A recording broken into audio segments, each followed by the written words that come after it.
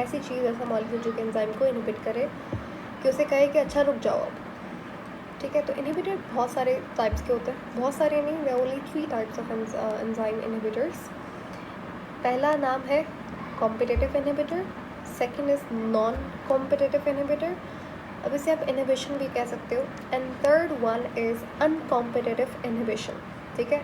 The first 2 are most important and the most common one. ये जो third category है कहीं कहीं पे लिखी भी नहीं होती, but still we have to learn all of them.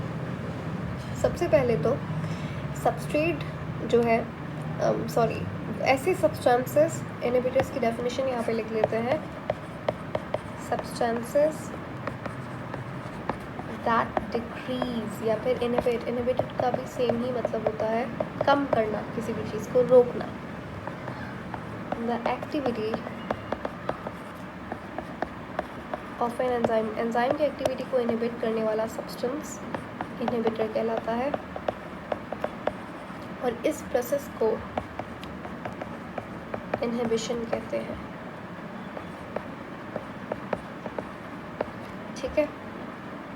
अब देखो, the inhibitor may act by combining directly with the enzyme और they may react with the activators, therefore activators does not remain available to enzyme for activation. इसका मतलब ये है कि देखो, inhibitors या तो एंजाइम के साथ अटैच हो जाएंगे,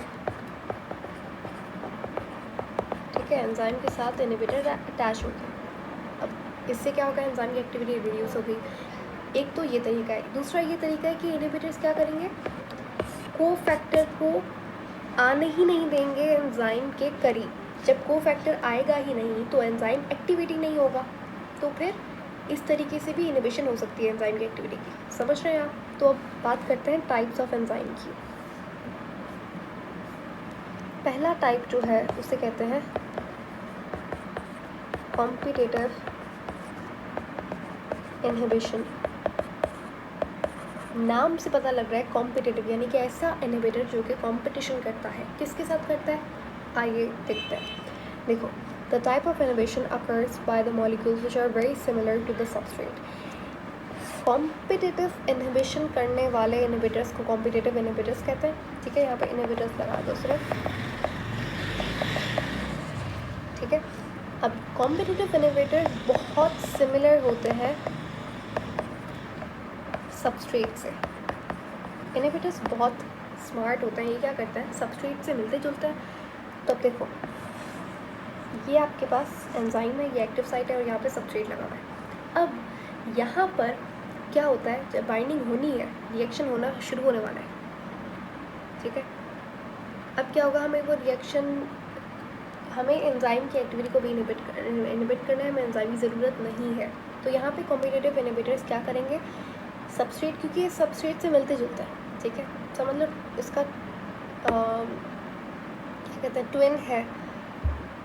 तो अब क्या होगा, ये जाके एक्टिव साइट पे अटैच हो जाता है, कॉम्पिटिटिव इनहिबिटर एक्टिव साइट पे अटैच हो जाता है, जो कि जगह किसकी है, सबस्ट्रेट की है, लेकिन ये भाई जाके वहाँ पे अटैच हो जाता है। तो क्या होता है, इनहिबिशन हो गई, क्योंकि सबस्ट्रेट है, उसकी जगह कोई नहीं ले सकता, ठीक है। तो ये वहाँ पे बाइंड हो जाते हैं। तो काम क्या है इनका, बाइंड हो जाते हैं एक्टिव साइट के साथ,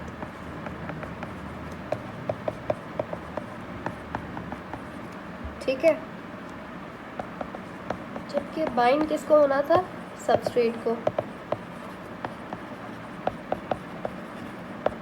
तो ये याद रखिएगा, these molecules block active site for actual substrate। ये इनका मकसद ही ये होता है कि ये एक्टिव साइट को क्या करते हैं, ब्लॉक कर दें, ताकि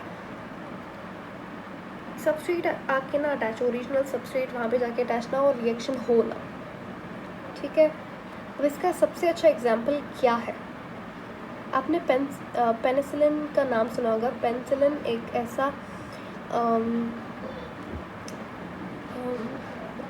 पेन किलर फॉर्मूला जो कि फंगस से बनाते हैं, and it's taken as a medicine. तो पेनिसिलिन ड्रग्स होती हैं, वो एक एज अ कॉम्पिटिटिव इनहिबिटर काम करता है to block the active side of an enzyme, ठीक है। अब जैसे देखो, एक सेल है, यहाँ पे आपका एंजाइम है, नॉट सेल, सॉरी, ये आपका एंजाइम है, ठीक है। और यहाँ पे समझ लो रिएक्शन हो रहा है और उस रिएक्शन की वजह से बैक्टीरिया की प्रोडक्शन और ज़्यादा बढ़ रही है, ठीक है। तो हमें एंजाइम को कहना है कि रुको, ये रिएक्शन हमारे फेवर के अंदर नहीं है, इस रिएक्शन को रोकना पड़ेगा। तो यहाँ पे क्या करेगा कॉम्पिटिटिव इनहिबिटर्स, ऐसा मतलब किसी ने पेनिसिलिन ले ली, उसने मेडिसिन ली, तो क्या मेडिसिन कैसे काम करेगी, तो ये मेडिसिन जो है, ये पेनिसिलिन जो है, इसका molecule as a competitive inhibitor काम करेगा और ये जाके एंजाइम की एक्टिव साइट पे लग जाएगा। अब जब ये एक्टिव साइट पे लग गया तो रिएक्शन होगा ही नहीं, तो रिएक्शन नहीं होगा तो क्या होगा, बैक्टीरियल जो प्रोडक्शन थी वो बंद हो जाएगी, ठीक है। It is responsible for constructing bacterial cell wall. और अगर inhibition is reversible, it can overcome by increasing concentration of substrate, so that as active site become available, more substrate molecule than inhibitor molecule are around to gain entry in these sites. जो चीज़ ज़्यादा होगी वो चीज़ attach होगी, बहुत simple शब्दों के अंदर जो चीज़ ज़्यादा होगी वो चीज़ अटैच होगी। कंपटीशन हो रहा है यानी कि जो जीतेगा वो अटैच होगा। अगर तो सबस्ट्रेट ज़्यादा है तो सबस्ट्रेट अटैच हो जाएगा, अगर कॉम्पिटिटिव इनहिबिटर ज़्यादा है तो कॉम्पिटिटिव इनहिबिटर अटैच होगा, ठीक है। तो यहाँ पे कंपटीशन हो रहा है, नाम से पता याद रख लो कि यहाँ पे क्या हो रहा है, कंपटीशन हो रहा है, किसके दरमियान में, सबस्ट्रेट और इनहिबिटर के दरमियान में कंपटीशन हो रहा है। जो चीज़ ज़्यादा होगी वो चीज़ अटैच होगी, ठीक है। सेकेंड कैटेगरी जो आती है आपकी, दैट्स नॉन कॉम्पिटिटिव इनहिबिटर्स, यानी कि ये बेचारे कॉम्पिटिशन नहीं करते लेकिन किसी और तरीके से एंजाइम की एक्टिविटी को इनहिबिट करता है। तो पहले तो नॉन कॉम्पिटिटिव यानी कि नाम से पता चलेगा ये लोग कॉम्पिटिशन नहीं करते, ये एक ऐसे इनहिबिटर्स होते हैं जैसे कि ये लोग बाइंड होते हैं, एंजाइम के साथ ही बाइंड होते हैं, लेकिन एक्टिव साइट के अलावा जो साइट होती है एंजाइम की वहाँ पे अटैच होता है। मैंने आपको पहले भी बताया था कि कहाँ पर, देखो ये एंजाइम है, ठीक है, जहाँ पे सबस्ट्रेट अटैच होता है उसे एक्टिव साइट कहते हैं, ठीक है। बाकी ये जो आप साइट देख रहे हो, दिस इज़ एलोस्टेरिक साइट, मैंने आपको कहीं ना कहीं तो लिखा था, definitely I remember, I don't know, हाँ ये रहा। तो यहाँ पे आप देख रहे हो कि not this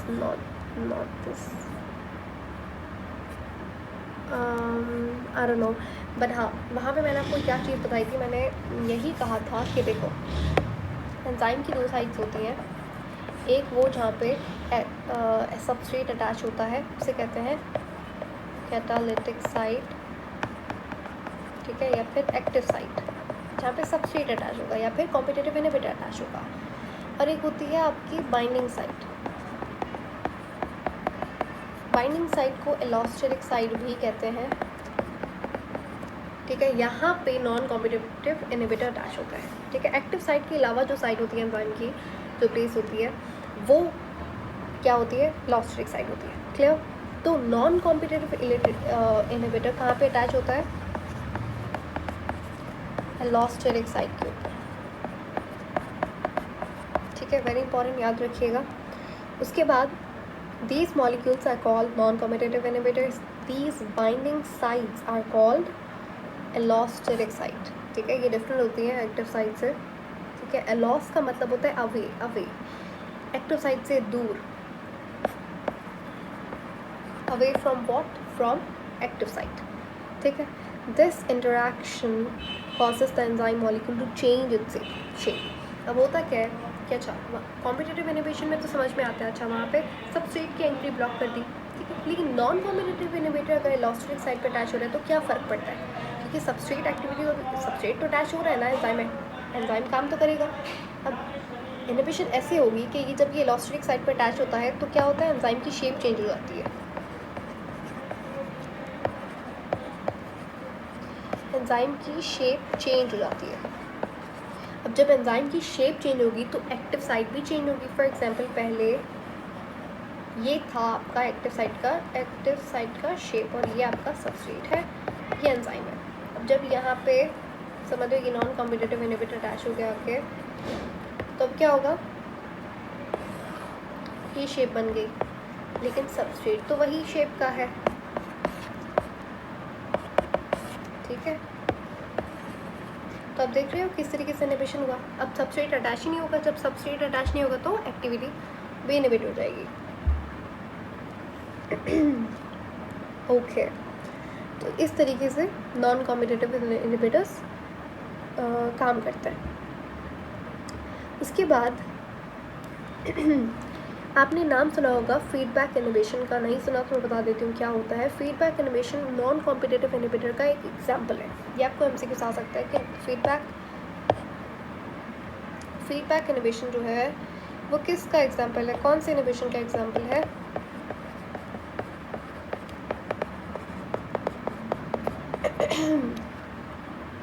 sorry, feedback inhibition is the example of reversible non-competitive enzyme inhibition,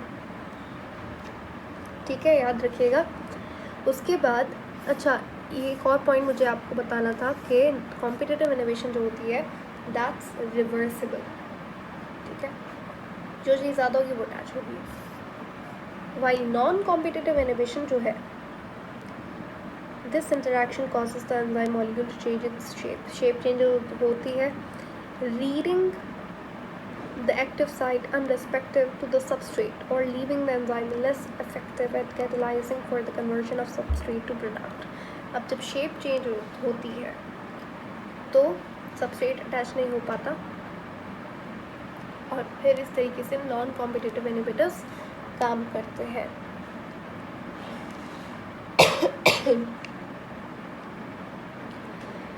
जो थर्ड और लास्ट कैटेगरी है इनहिबिटर्स की वो है अनकॉम्पिटिटिव इनहिबिटर्स। अब ये इसमें फ़र्क रखिएगा नॉन कॉम्पिटिटिव अनकॉम्पिटिटिव, ठीक है, तो डोंट कंफ्यूज। तीसरा हमारा है नॉट अनकॉम्पिटिटिव,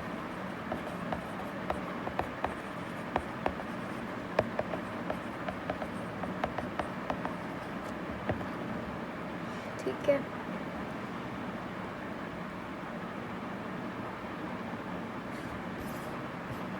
तो आपको अब तक क्या हमने पढ़ा, कॉम्पिटिटिव पढ़ लिया, नॉन कॉम्पिटिटिव पढ़ लिया। अच्छा मैं बता रही थी कि नॉन कॉम्पिटिटिव जो है वो रिवर्सिबल नहीं होता क्योंकि शेप चेंज हो जाती है एंजाइम की, ठीक है, तब के यहाँ पे ये रिवर्सिबल हो सकता है कॉम्पिटिटिव वाला। अच्छा अब लास्ट वाला है हमारा अनकॉम्पिटिटिव। ये इजी है, ये बहुत आसान है, तो इसे हम लोग एंटी कॉम्पिटिटिव इनहिबिशन भी कहते हैं क्योंकि ये उससे कम्प्लीटली अपोजिट होता है कॉम्पिटिटिव वाले से।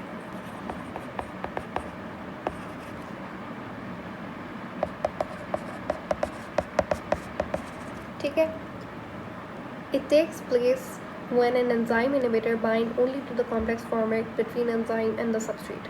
देखो अनकॉम्पिटिटिव इनहिबिटर्स क्या करते हैं, ये आपका एंजाइम है, ये आपका सबस्ट्रेट है। अनकॉम्पिटिटिव इनहिबिटर्स क्या करेंगे, यहाँ पे जाके अटैच हो जाते हैं। ये क्या है, अनकॉम्पिटिटिव इनहिबिटर है, ठीक है। तो आप देखिए ये उस हर दोनों से ही स्मार्ट है। ये ना तो एक्टिव साइट पे अटैच होगा ना तो एलोस्टेटिक साइट पे अटैच होंगे, ये लोग सबस्ट्रेट और एंजाइम के बीच में जाके अटैच हो जाएंगे। Wow, I mean great.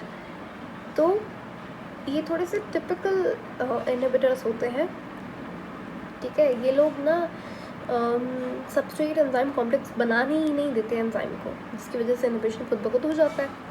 So this type of inhibition typically occurs in reactions with 2 or more substrate product। ये रिएक्शन ज़्यादातर वहाँ पे होता है, यानी कि अनकॉम्पिटिटिव इनहिबिशंस वहाँ पे होती है ज़्यादातर जहाँ पे एक से ज़्यादा सबस्ट्रेट इस्तेमाल हो रहा है, ठीक है। दो या दो से ज़्यादा सबस्ट्रेट इस्तेमाल हो रहा है, उससे ज़्यादा प्रोडक्ट बन रहा है, ठीक है। दो से ज़्यादा प्रोडक्ट आपको मिल रहा है, ठीक है। तो सिंपल शब्दों में अनकॉम्पिटिटिव इनहिबिटर्स वो होते हैं जो कि सबस्ट्रेट एंजाइम के बीच में जाके अटैच हो गया, ठीक है, जिसकी वजह से सबस्ट्रेट अटैच नहीं हो पाता, तो इस तरीके से इनहिबिशन हो जाती है।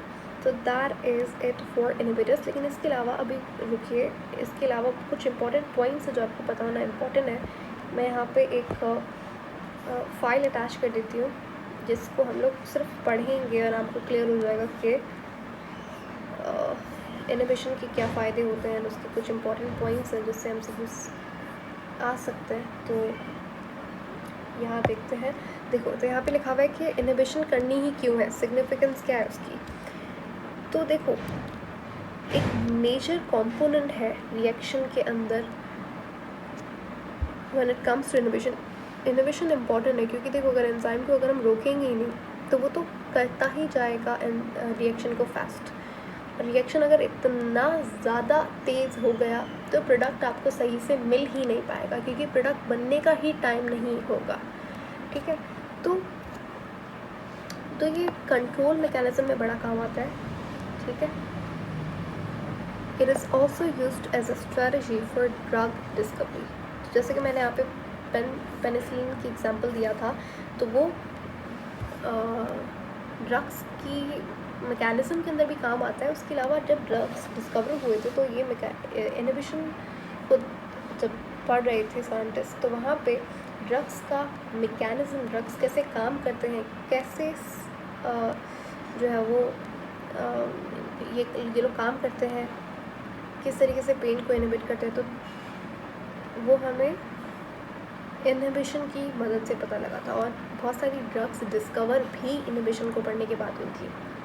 उसके अलावा it also gives knowledge into the metabolic pathway, for example identify certain condition critical for केटालिसिस।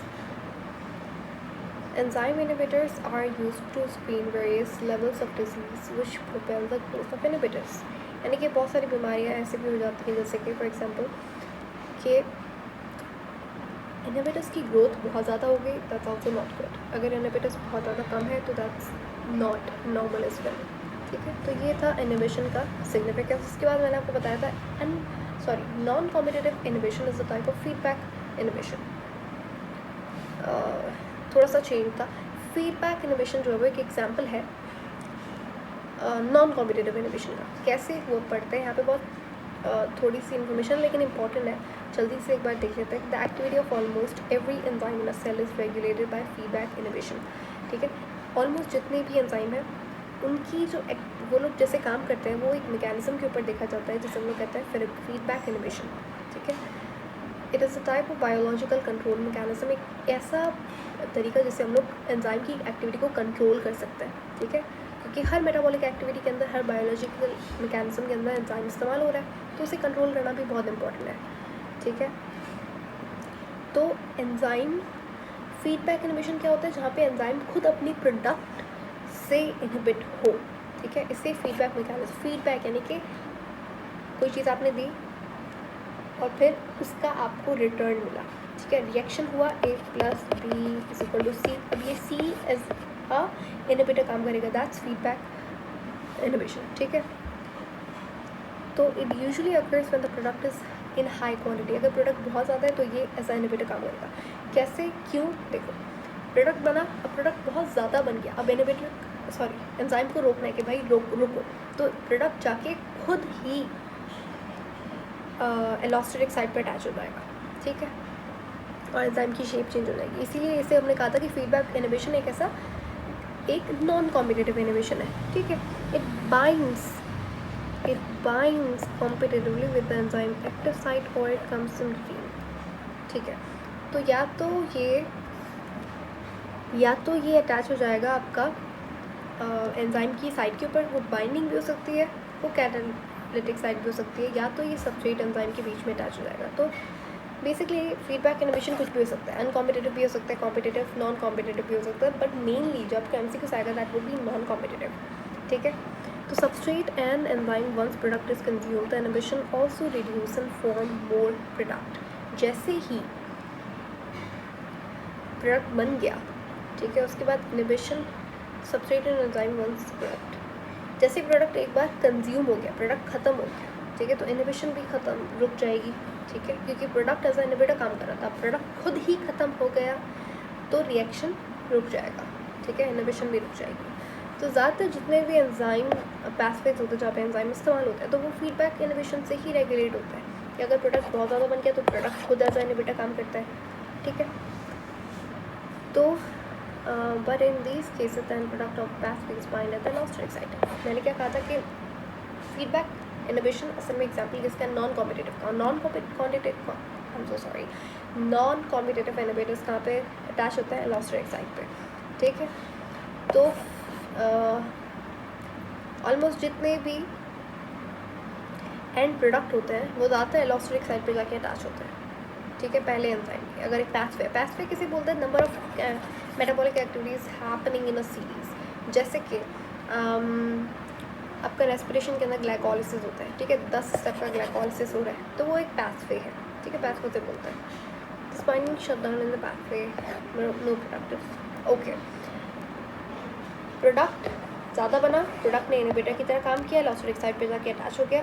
अब प्रोडक्ट जब खुद ख़त्म हो गया तो इनहिबिशन भी रुक जाएगा, रिएक्शन भी स्टॉप हो जाएगा, and that is it for inhibition. इस तरीके से इनहिबिशन होती है, फीडबैक मैकेनिज्म भी इस तरीके से चलता है। सो या ये था इनहिबिशन के बारे में।